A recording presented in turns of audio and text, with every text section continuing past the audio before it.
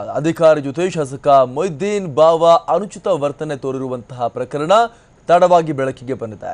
ಜನವರಿ 30ರಂದು ನಡೆದಿರುವಂತಹ ಘಟನೆ ತರಾಟೆಗೆ ತೆಗೆದುಕೊಳ್ಳುವ ಭರದಲ್ಲಿ ನಿಂತುಕೊಂಡೇ ಮಾತನಾಡುವಂತೆ ತಾಕೀತು ಮಾಡಿದ್ದಾರೆ ಅಧಿಕಾರಿಗೆ.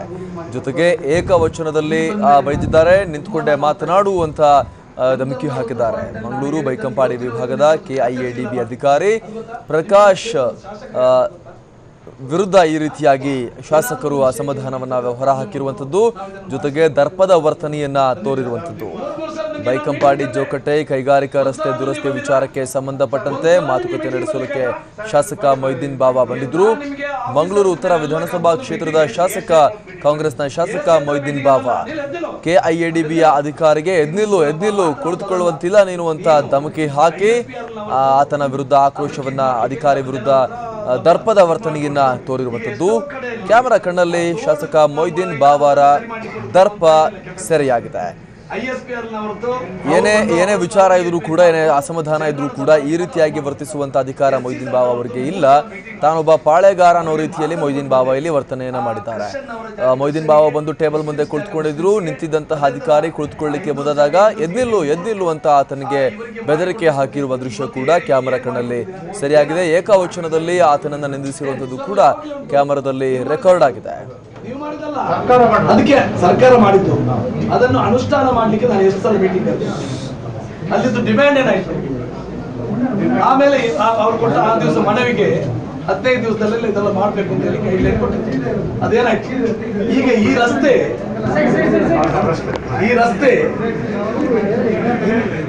ನಿಮ್ಮ ಇದರಲ್ಲಿಂದ ಬಂದಂತ ರಸ್ತೆ ಎಷ್ಟು ಜನ ತೀರಿ ಹೋದ್ರಿ ಇದರಲ್ಲಿ ಆಕ್ಸಿಡೆಂಟ್ ಆಗಿ, ಬೈಕ್ ಆಕ್ಸಿಡೆಂಟ್ ಆದದ್ದು ಗೊತ್ತಾ?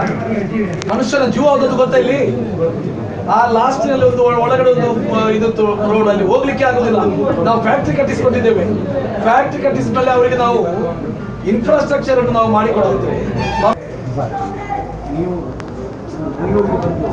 ಜನತೆ ಏನೋ ಘಾಟಿ ಘಟ್ಟದ ಜನ ಅಂತೇಳಿ ಮಾಡಿ ತಿಳ್ಕೊಳ್ಬೇಡಿ. ನೀವು ಆ ಕಡೆ ನಾವು ರೂಲಿಂಗ್ ಮಾಡಿ ಬರ್ಬೇಕಂತ ಇಲ್ಲಿ ಬಂದ ಮೇಲೆ ನಾನು ತುಂಬಾ ನೋಡ್ತಾ ಇದ್ದೇನೆ. ಒಂದಲ್ಲ ಒಂದು ಪಾಯಿಂಟ್ ನಲ್ಲಿ ನಾನು ಹೇಳಿದ್ದನ್ನು ಇವತ್ತಿನವರೆಗೂ ನಿಮ್ಗೆ ಒಂದು ಕರೆಕ್ಟೆಸ್ ಇಲ್ಲ ಮಾಡ್ಲಿಕ್ಕೆ. ಅದು ಗೊತ್ತಾ? ನಿಮ್ಗೆ ಒಂದು ಕ್ಷೇತ್ರದ ಶಾಸಕರೇ ಯಾರಂತ ಗೊತ್ತಾ? ಏನಾದ್ರೂ ಒಂದು ವಿಷಯಕ್ಕೆ ನೀವು ಇಂಥ ಪ್ರಾಬ್ಲಮ್ ಉಂಟು, ನಾವು ಇದನ್ನು ಮಾಡಿಸ್ಬೇಕು ಅಂತ ಹೇಳುವಂತ ಒಂದು ಬಂದಿದ್ದೀರಾ? 3 ಸಲ ನಿಮ್ಗೆ ನಾನು ಮೀಟಿಂಗ್ ಕರೆದೆ.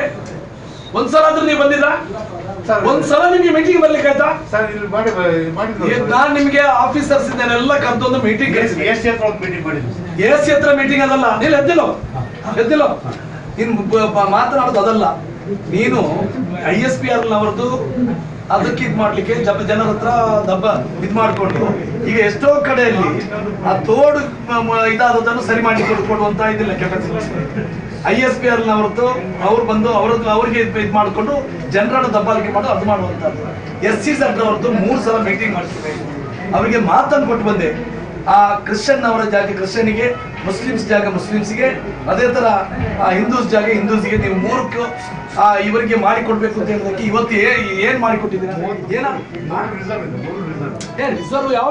ಇದು ಶಾಸಕ ಮೊಯ್ದೀನ್ ಬಾವ ಮತ್ತು ಅಧಿಕಾರಿಯ ನಡುವಿನ ಸಂಭಾಷಣೆ. ಇಲ್ಲಿ ತೀರಾ ಏಕವಚನದಲ್ಲೇ ಮಾತನಾಡಿದ್ದಾರೆ ಶಾಸಕ ಮೊಯ್ದೀನ್ ಬಾವ. ಎದ್ದು ನಿಂತ್ಕೊಂಡು ಮಾತನಾಡು ಅನ್ನುವಂತಹ ತಾಕೀತನ್ನ ಕೂಡ ಮಾಡಿದ್ದಾರೆ. ಮಂಗಳೂರು ಬೈಕಂಪಾಡಿ ವಿಭಾಗದ ಕೆಐಎಡಿಬಿ ಅಧಿಕಾರಿಯಾಗಿರುವಂತಹ ಪ್ರಕಾಶ್ ಇಲ್ಲಿ ಮೊಯ್ದೀನ್ ಬಾವ ಅವರ ಆಕ್ರೋಶಕ್ಕೆ ಗುರಿಯಾಗಿರುವಂತಹ ಅಧಿಕಾರಿ. ಇಲ್ಲಿ ಮೊಯ್ದೀನ್ ಬಾವ ತೆಗಿತಾ ಇರುವಂತಹ ವಿಚಾರ ಹಾಗೂ ಅವರು ಪ್ರಸ್ತಾಪ ಮಾಡ್ತಿರುವಂತಹ ಅಂಶಗಳು ಜನಪರವಾಗಿವೆ, ನಿಜ. ಅದರ ಬಗ್ಗೆ ಯಾರು ಕೂಡ ಇಲ್ಲಿ ಪ್ರಶ್ನೆ ಮಾಡ್ತಾ ಇಲ್ಲ. ಶಾಸಕರ ಕಳಕಳಿ ಮೆಚ್ಚುವಂಥದ್ದೇ. ಆದರೆ ಅವರು ಬಳಸಿರುವಂತಹ ಭಾಷೆ ಹಾಗೂ ಅಧಿಕಾರಿಯನ್ನ ನಿಂತ್ಕೊಂಡು ಮಾತನಾಡುವಂತ ಹೇಳಿರುವಂಥದ್ದು ಈಗ ಸಾಕಷ್ಟು ಪ್ರಶ್ನೆಗಳಿಗೆ ಕಾರಣವಾಗಿರುವಂಥದ್ದು, ಸಾಕಷ್ಟು ಚರ್ಚೆಗೆ ಗ್ರಾಸವಾಗಿರುವಂತಹ ವಿಚಾರ. ಇದೇ ಆಕ್ರೋಶವನ್ನ ಸೌಜನ್ಯದಿಂದ ಮಾತನಾಡಿ ಕೂಡ ವ್ಯಕ್ತಪಡಿಸಬಹುದಾಗಿತ್ತು. ಅಧಿಕಾರಿಗೆ ನಿಂತ್ಕೊಂಡು ಮಾತಾಡುವಂತ ಹೇಳುವಂತ ಅವಶ್ಯಕತೆ ಏನಿತ್ತು ಅನ್ನುವಂಥದ್ದು ಇಲ್ಲಿ ಶಾಸಕರಿಗೆ ಜನ ಕೇಳ್ತಾ ಇರುವಂತಹ ಪ್ರಶ್ನೆ.